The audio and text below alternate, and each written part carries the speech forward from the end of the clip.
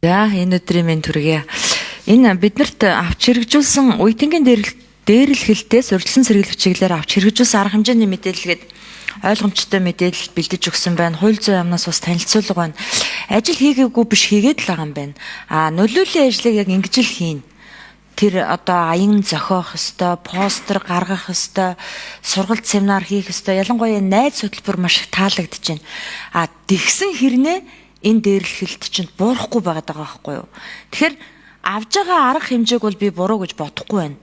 Өшөө нэмэх ёстой юм уу? Та нарын нөгөө цаашаад авч хэрэгжүүлэх арга хэмжээгээ чинь уншсан л та. Тэр нэг утсанд ерөнхий боловсролын багш нар шууд дата юуг нь авдаг болохоор ямар өөрчлөлт гарахын гэдгийг нэгсээ ойлгосонгүй. Тэрэнд хариулж өгөөч. Дээрээс нь надад зөвхөн ийм санал байна хөл зүйн сайдаа. Энэ үеийнгийн дээрлэхэлт чинь одоо харгас гэмт хэргийн шин чанартай болоод байгаа байхгүй юу? Тэгэхээр энэ бол ирээдүйн харгас гэмт хэрэгтнүүд бэлтгэгдэж байна гэсэн үг. Тэгэхээр бид одоо арга хэмжээ авахгүй бол оройтсон хойно нь дахиад гэмт хэрэгтэй энэ нийгэм төрөн гарах магадaltaй байгаа. Тэгэхээр одоогоор эрүүгийн хуулинд насан туршаагүй хүүхдийн одоо ялыг хойшлуулдаг штеп. Тэрэн шиг энийг эрүүгийн хэрэг болгоод зөрчлийн хэрэг биш шүү. Энийг эрүүгийн хэрэг болгоод тэгээд насан туршсан хойныг ялыг нэдлүүлдэг. Харж хандах ёстой үүргээ биелүүлээгүй сургууль хүмүүжүүл чадаагүй эцэг ихт нь одоо мөнгөнд торгуул зөрчлийн хуулиар оноодог.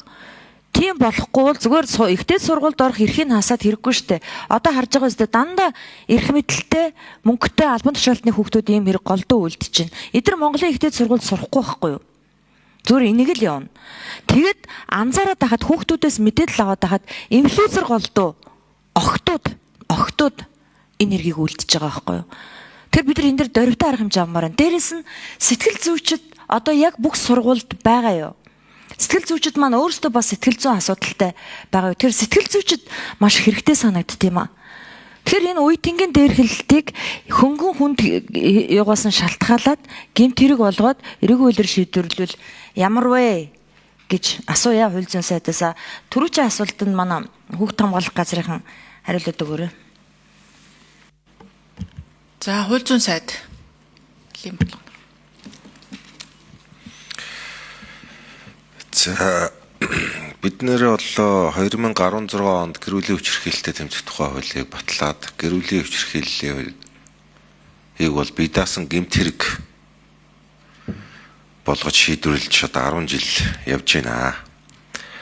За мэдээж ял шийтгэлийн бодлогыг чангатгах, шинжийг тодорхойлох энэ асуудал бол мэдээж нэлээд шинжлэх ухааны үндэстэй хандах учиртай ялангуяа эрүүгийн хуульд.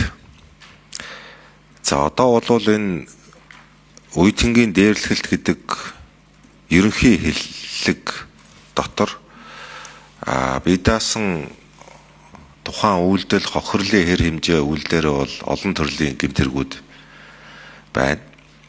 Занал хийлэх, бусдын бие махбод сайн хэлсэнчлэн дийлэх нь бол хөнгөн гэмт санаатаа учруулах гэдэг зүйл ангаар ял шийдэгддэг.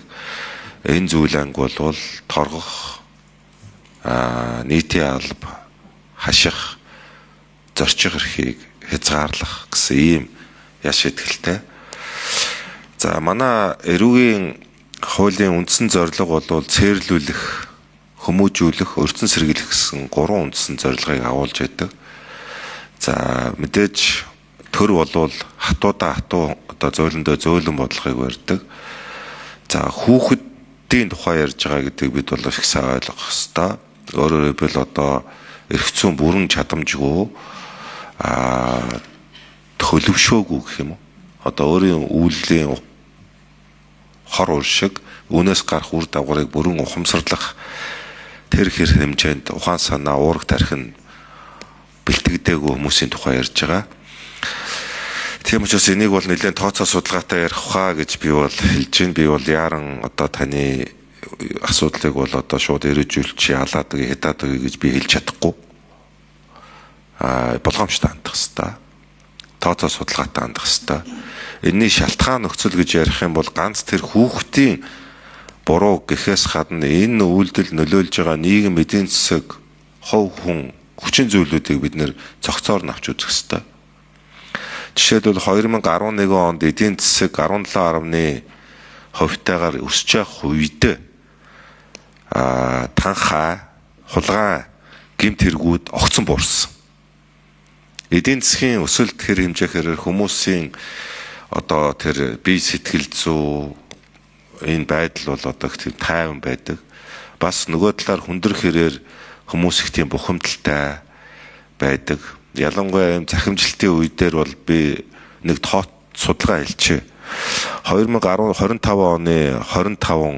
25 оны 12 сард манай улсын захим орчин дах байдлыг гадаад улсын төрийн бас байгууллага дүн шинжилгээ дүгнэлтээ гаргасан байна.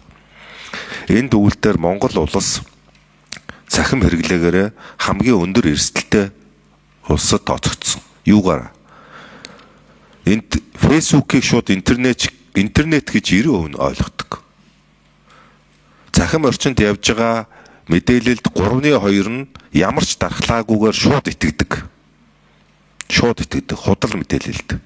Ямар ч дархлаагүй. 3/1 нь за ямар байж болох вэ гэдэгтээ арай жоохон бодож үздэг.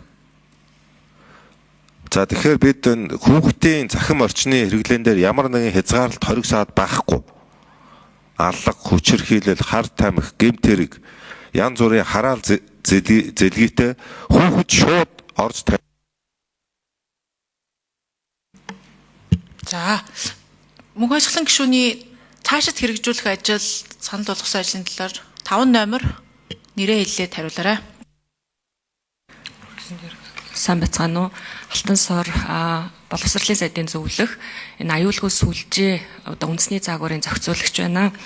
За ерөнхийдөө боловсролын яамны зүгээс бидний одоо ажлын хэсэг байгуулагдаад ажиллаж байгаа нэг зүйл бол аюулгүй сүлжээ үндэсний заагуур юм аа.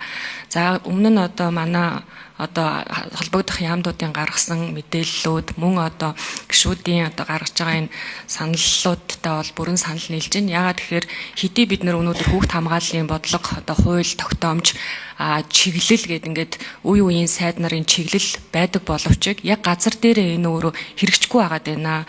Өнөөдөр нийт одоо эцэг эхчүүдийн 67% нь бие махбодын хүчирхийлэл буюу одоо бие махбодын шийтгэлийг зөв гэж үздэг. Багш нарын 15% нь бие махбодын шийтгэлийг бас зөв гэж үздэг гэх мэтчлэн ийм одоо асуудлууд байна. Тэгэхээр энэ ерөөсөө одоо хүүхдийн асуудал гэхээсээ илүү нөгөө томчууд бидний үлгэрлж байгаа хүүхдтэй авж байгаа арга хэмжээний асуудал